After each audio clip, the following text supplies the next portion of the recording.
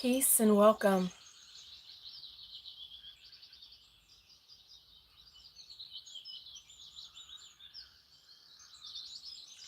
So today's installment, our third part to the reading of the Bhagavad Gita.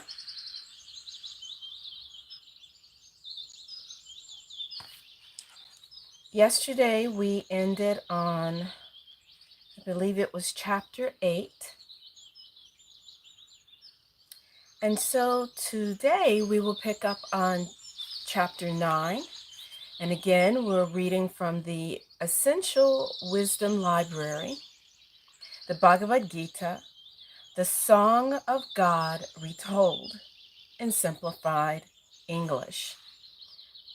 Translation, Simplified English translation, basically a paraphrase translation by Edward Viljoen. So there you go. And it's a relatively small book, and it was under $9. I believe I paid $7.99 for it.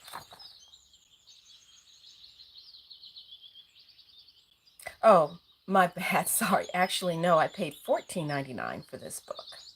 It's St. Martin's Essentials, St. Martin's Press. Okay, so we're going to pick up again at chapter 9.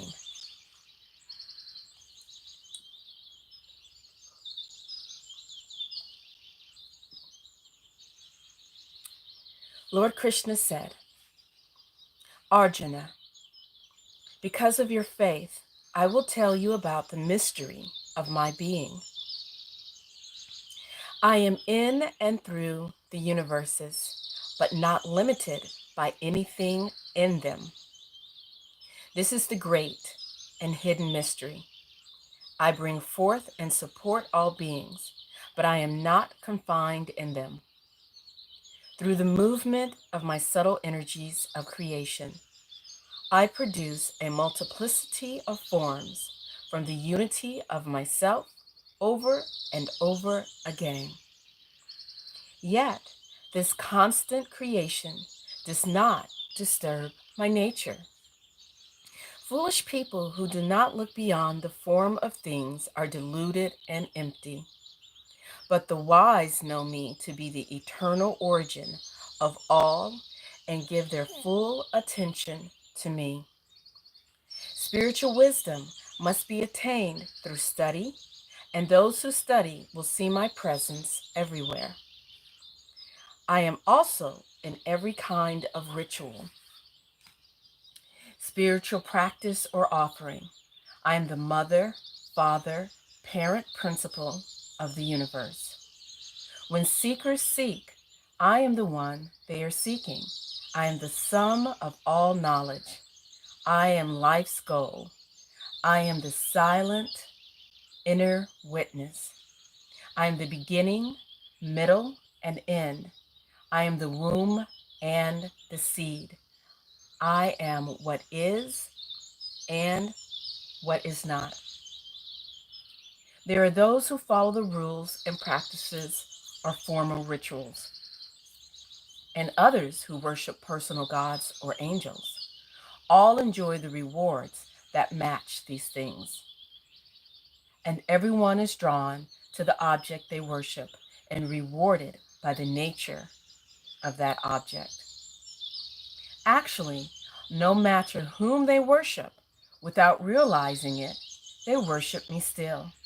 If their worship is full of love and faith, I accept it as intended for me. Nevertheless, without knowledge of me, all must return to the cycle of rebirth.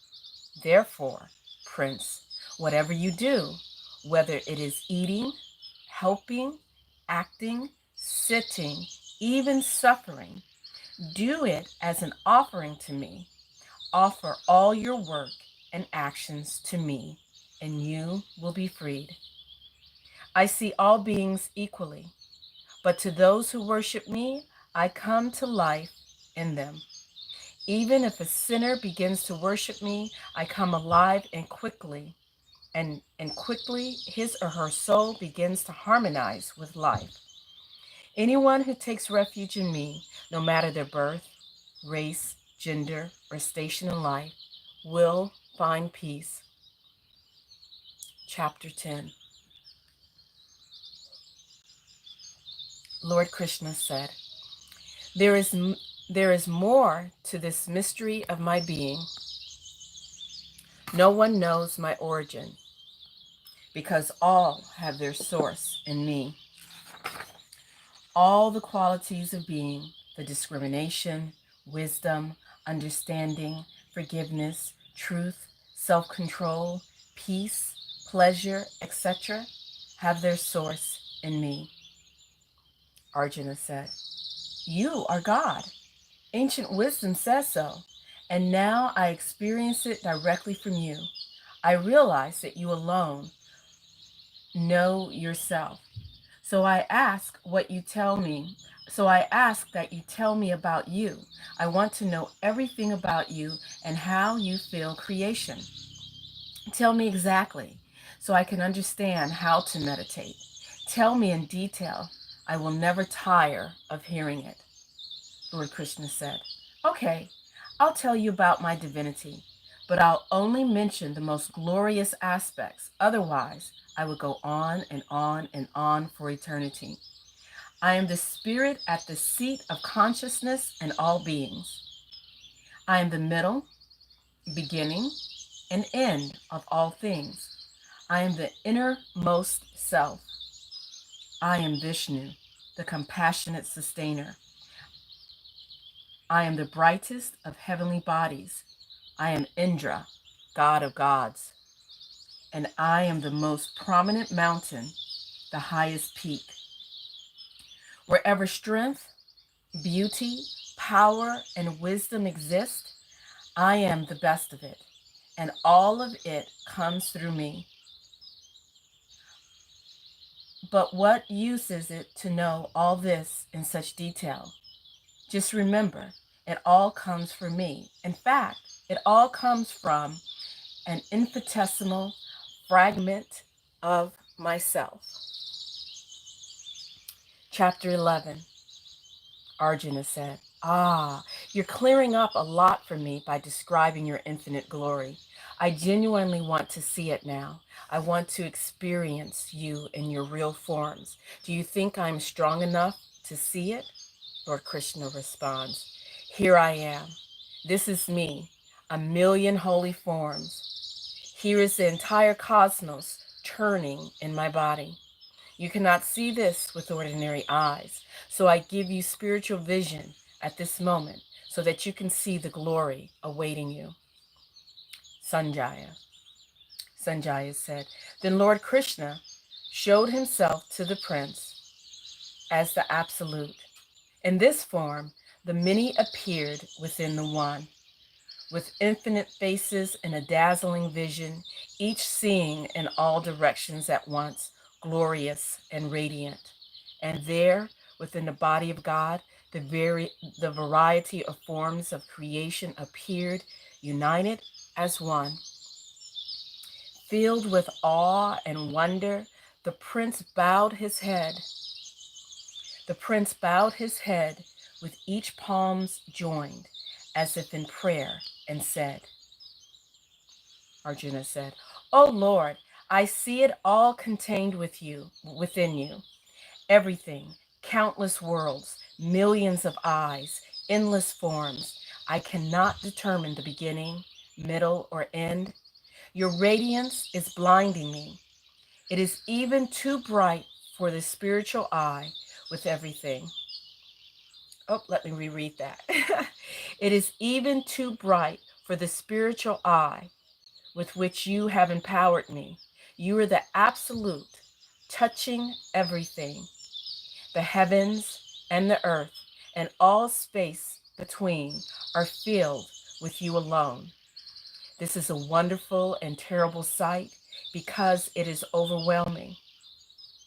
I am losing courage and want to get away, but there is nowhere to flee, for you are everywhere. Have mercy on me. I see within you the two armies gathered to fight here. all being consumed by your radiance. And more, you devour all of creation with your terrible brightness. Oh my God, who are you? What is this that I'm seeing? And Lord Krishna responds, you are seeing me as the destroyer, the consumer of all. Do you understand? Whether you participate or not, I will consume everything. So, do your part without fear or withholding. Sanjaya said. Arjuna trembled in fear. With palms joined, he bowed and said, no wonder you were praised and worshipped with such delight. How could we not do so? Heaven and earth are filled with your glory. You are all that is and all that is yet to be.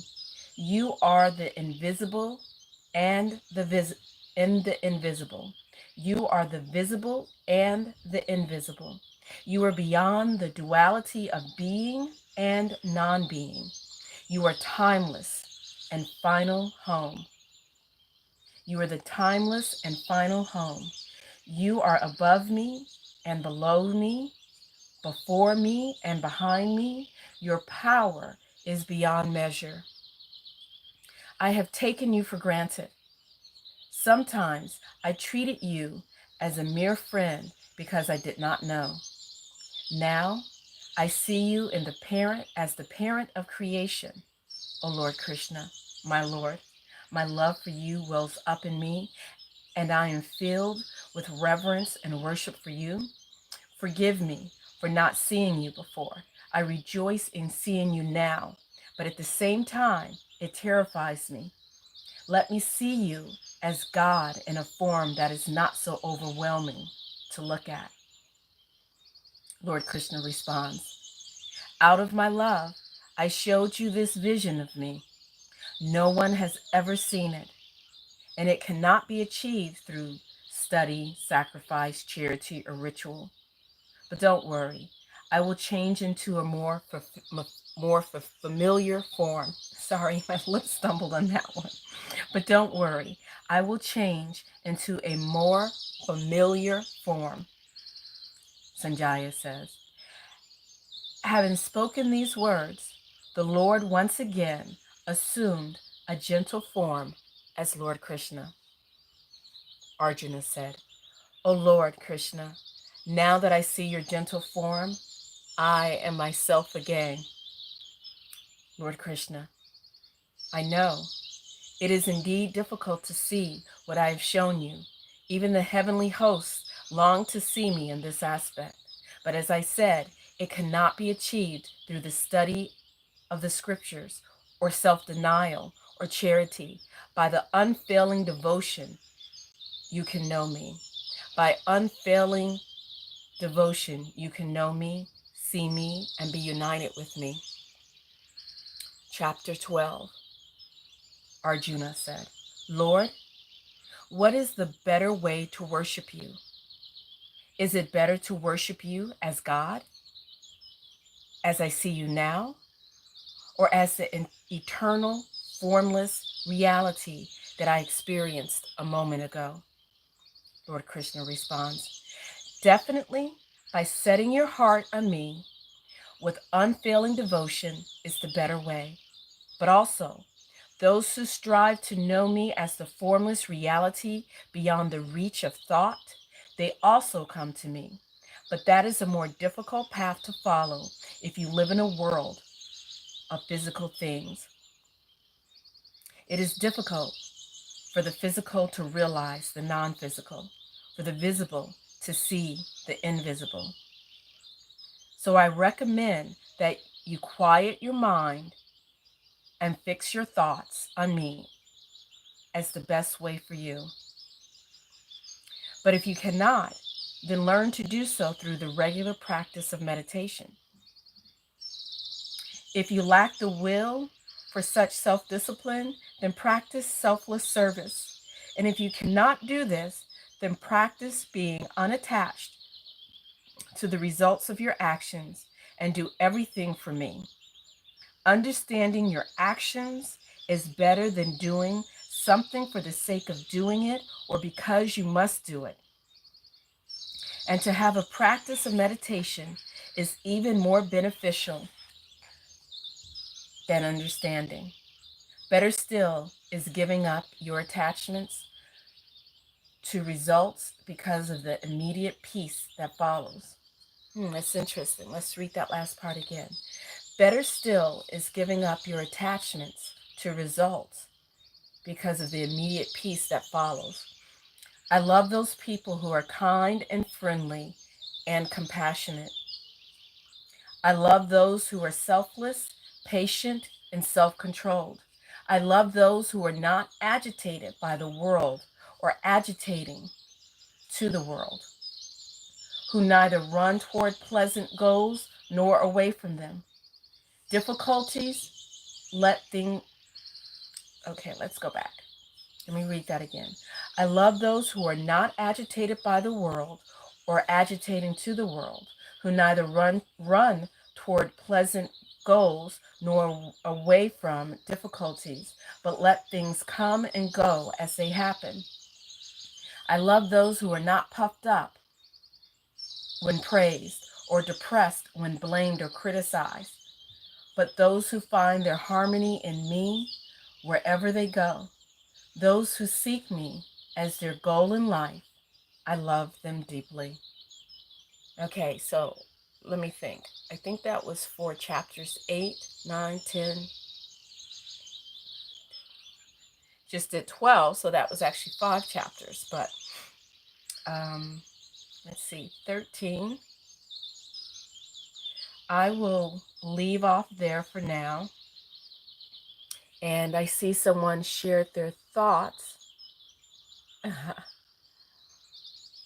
Yeah, yep. No one is putting out, YouTube is not putting out their notifications. Welcome Divine L, and welcome Laura. And thank you for being here. And so we just finished Bhagavad Gita, chapters 8 through 12. And while I was reading it, it was like these little light bulbs that were coming up. Now, I've been acquainted with the Bhagavad Gita first beginning when I was 18 in college. And my exposure to the Bhagavad Gita was through ISKCON. What is that? The International Society for Krishna Consciousness, also known as the Hare Krishnas. Hare Krishna, Krishna Krishna, Hare Hare, Hare Rama, Rama Rama, Hare Hare. So you have there the Bhagavad Gita as is, was translated by Srila Prabhupada, which is a very beautiful and very religiously and very devout translation. I also, although I do remember, it might have been even younger than that. I do, because I've been a nerd since from day one. I do remember remember those little paperback classics, Penguin classics? Juan Mascaro did a translation of the Bhagavad Gita.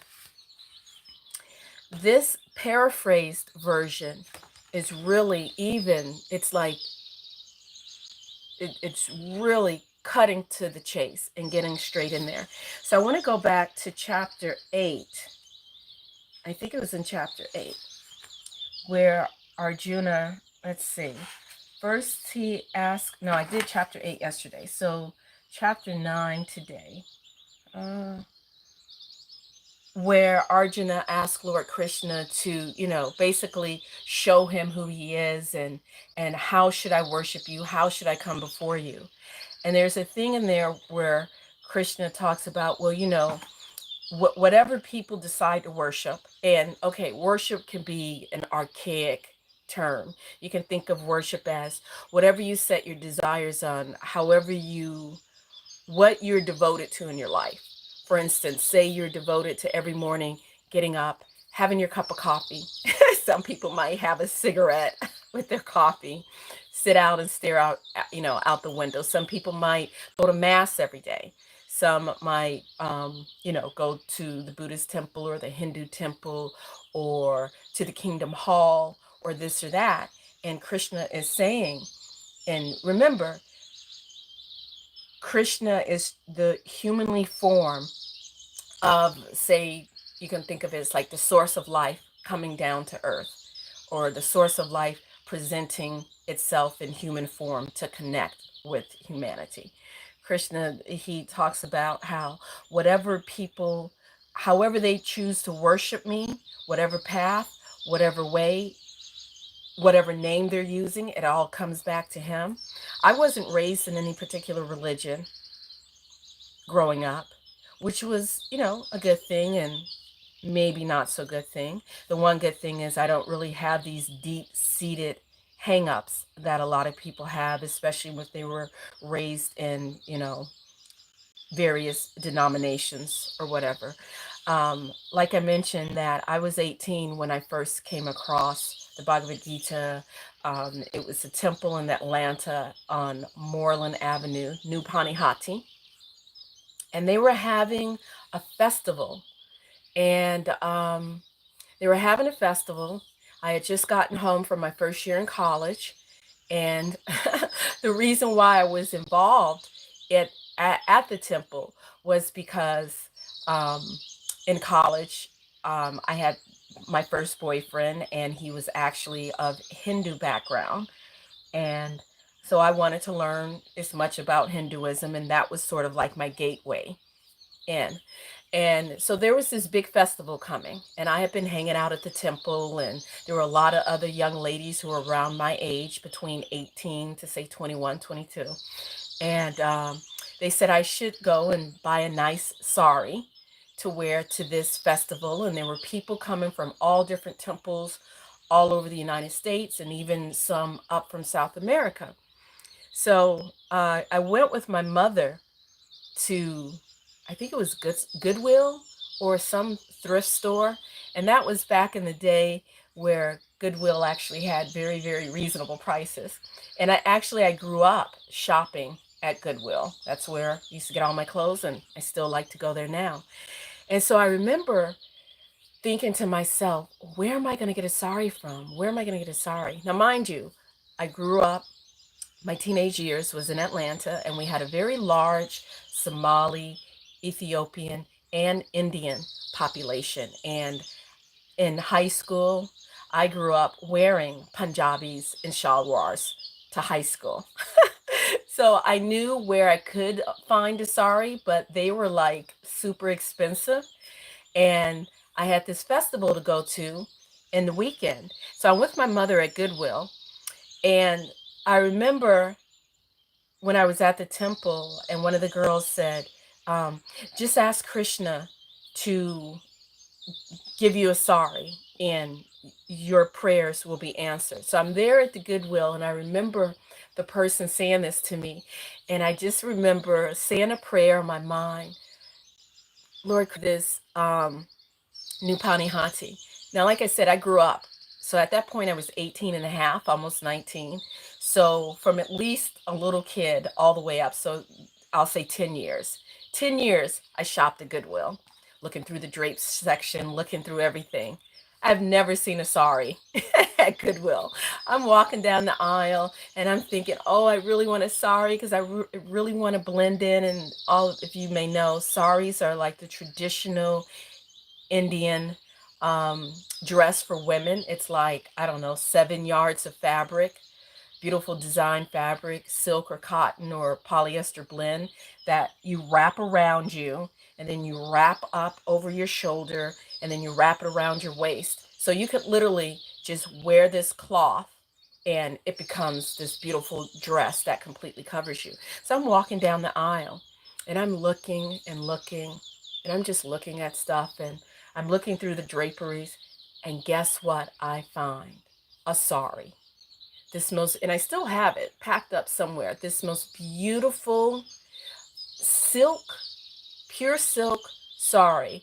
It was a golden toned bodice, and the fringe around, you have a border on the sari, and then at the very edge, the vertical edge of the sari, you have about 2 feet of a dominant pattern. And there it was, Krishna answered my prayer. And the sari, it was $4.99. $4.99. And I remember taking it, I wore it. I went to the temple, and the girls taught me how to wrap my sari, and I told them where I got it, and they're like, this is sort of like a vintage sari. Um, and it's a very classy one, and I still have it. So that's my story. But it was at that moment that I realized there are people who pray to Jesus, to pray, all these different names, but it really doesn't matter. When you invest your energy and you put your energy, we're that powerful of beings, when we put our energy out there and connect with the source of the universe by whatever name. And I'm not saying that this source of the universe is a definite personality like me or you. I believe it to be like, it's prana, it's the life, it's reiki, it's chi, it's ki, it just is. It's the consciousness of life. And when you direct your energy and you put out there, you will receive, like Jesus says in the New Testament, ask and it will be given to you, seek and you will find it, knock and it shall be open. I think that's the verse. I haven't read it in 30 years, but I think that's it. So that is what I thought when I was reading that. I remembered that story. And there were a few other things. I wish as I'm reading, I could like write things down, because, ideas start popping into my head. If you guys have anything that you would like to share, what are some of the things that popped up to you as we were reading this? And I just want to also say another thing.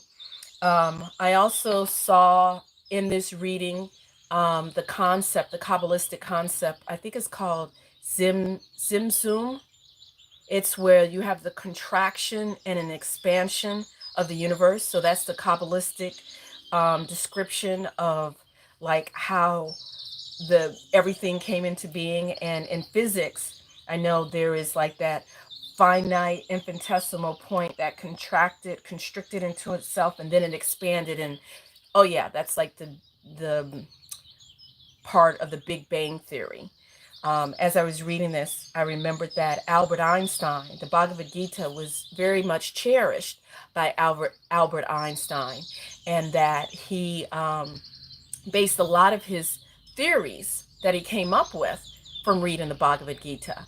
And I could definitely see that as I was reading this, that Zimzum, that Big Bang Theory, uh, also in there where Lord Krishna talks about, you know, he is everything. He is everything and he is no thing. And, you know, how do we reach him, her, it, however you want to describe it? By focusing on what, at least what was translating in my mind, is that Krishna, God, source, energy, is this piece of us that's deep inside of us. And focusing on that and meditating on that will open up everything to us. A couple of years ago, I had Sonia Barrett Robinson as a guest on my channel. And the name of her book is escaping me, but if you do a search on my channel, you'll find the interview. I cannot think of the name of the book. I have it here somewhere, but she talks about how she meditated. She had a meditation practice for 10 years. Every day she did her meditation practice, and she kept doing it. And then after about 10 years of accumulation of doing this meditation practice, all of a sudden, boom, she started seeing in her mind's eye, in her meditation, all these theories of physics, these equations, things started just popping into her consciousness. To me, that was Lord Krishna showing his true nature to Arjuna. Remember where Arjuna, either Sanjaya describing what Arjuna saw, or if Arjuna described it itself, I can't remember. But he saw all the stars and millions of eyes and all different creatures. And I mean, that happens when you're meditating. It can happen. It shouldn't be your goal. And I think when you strive for something and you reach for something, that's when you can't grasp it, but it just happens. Um, Let me think. There was also a part where, there was this swirling and this energy that was coming out. And then Arjuna began to say, "Oh my God, this is too much for me to bear. Please, I can't take it." That also reminded me of, like, in the Old Testament in the Torah. I don't know if it was Moses or Abraham. One of them saw the glory of God as God passed by them. That they kind of, like, I don't know if that was when they had to hide in the bush or behind the bush or whatever. Not when the bush was on fire, but that part reminded me of back in 2007 when I was first learning Reiki. And my older three kids were little at that time, because my oldest is now 26 and a half, 25, and almost 22. Those are my oldest three. And I they were my guinea pigs, and they had no choice because I was mom. And I'm like, okay, well, I'm going to practice Reiki on you guys, and then you're going to turn around and do Reiki on me. So I, open my bedroom door. Next, guinea pig, come on in here. So my oldest son laying, doing Reiki on him, and then have him come and do Reiki on me. And I think that particular day, it was the youngest one, who's now my musician, who is, if you've seen him on my channel, or he has his own Instagram account, Jamal Damien Music, jamaldamien.music. You can follow him on Instagram. He's about to graduate Eastman School of Music, one of the top music conservatories in the world. I remember him laying on the floor. I had incense lit, candle lit, so it's dark in the room. And I'm doing the Reiki, starting at his crown. I'm going down his body, and I'm describing step by step where I am, and what it, And so then it was his turn. So I'm laying on the floor, and I tell him, okay, put your hands up at my head, put your hands here. And once he came to my heart area, heart chakra, heart area, he put his hands down on me. And it's dark in the room, and my eyes are closed. Okay. He put his hands over my heart chakra. And as soon as he touched, it wasn't audible, but it was this burst. It was like whoosh. And I literally saw and felt and saw it. It was as if the Milky Way burst out of my heart, and it was swirling, and it was so startling. And I wasn't afraid, but it just, like, it startled me. I was like, like this. And I grabbed his hands, and I was like, oh my. And it was so incredible. And so that is the imagery that came to mind when Krishna took off his humanly form and showed Arjuna his full glory. All of this is accessible to us. And no, you don't need ayahuasca. You don't need DMT, which is the molecule, the chemical molecule that is in ayahuasca that actually helps you to see visions. And even though, yes, we do have DMT is produced within our brains naturally, a minute amount, you don't need external things for you to have visions, for you to experience, because really and truly, everything really is already within us, and we are able to access it by sitting still, by getting still and meeting the Christ consciousness within us, or the Krishna consciousness within us, or whatever other 100 million names you want to give. Prana, Ki, Chi, Kali, Durga, Shiva, Ganesha, Krishna, Radharani, whatever name you want to give it. It's yours. It's your birthright. It's my birthright. It's all of ours. And even Krishna says that if you aren't able to sit still, do service, do loving acts of service. Everything that you do, dedicate it to life itself. And, you know, people, when things happen in their life, say if they're Christian, they like to say, oh, thank you, Lord Jesus. Thank you for doing this. And, sometimes people can say, oh, why are they, well, Jesus had nothing to do with this, or so-and-so had nothing to do with this. We get hooked up on form and name, and we forget about the energy. So if we can remember that as we go through the day. Now, the part where I get hooked up on, and I still have yet to, what's the word? Haven't yet to conquer that part of me, is getting hooked up on the results. Doing things and letting it go. So that is my goal to work on. Showing up, doing my part, sitting there in meditation, connecting with my loved ones, doing my part and giving my best without being stuck on the results. So that's something that we can exhale and allow. There we go. Okay, so I went a little longer today. It was just so much came up in that reading. And again, I was reading from the Bhagavad Gita, a paraphrase rendition by Edward Bill Joan. And I do apologize. This was $14.99. But actually, I don't know if it was cheaper on Amazon. I'm not sure. But there you go. So go ahead and get your copy. All right, I'm going to bring this to a close. And I think my next live, we're going to have to get back to the Book of Tokens, and read our next reading from there. Can't remember what it was. And we will have a Bhagavad Gita part 4.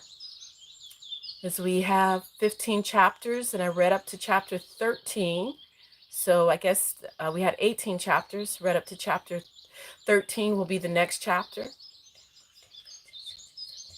So our next reading will have 7 chapters in it. So, I talk too much. So I wish you guys great peace and great bliss. Thank you for joining us today. I'm Tamalangina, Priestess Heart. Much love, much love, much love. And I'll be working on non-attachment. Peace. Catch you later.